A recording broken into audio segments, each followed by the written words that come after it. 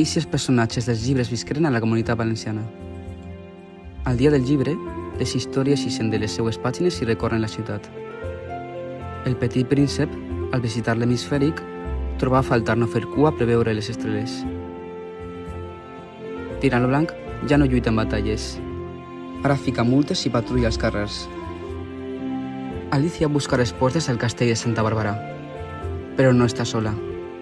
La reina de cors apareix, tan caòtica com sempre, encara que així ha après que a vegades un bon té ho arregla tot.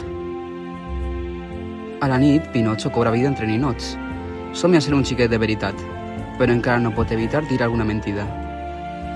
A la Comunitat Valenciana, fins i tot els més valents es fiquen en històries inesperades. Això passa quan eixes del llibre.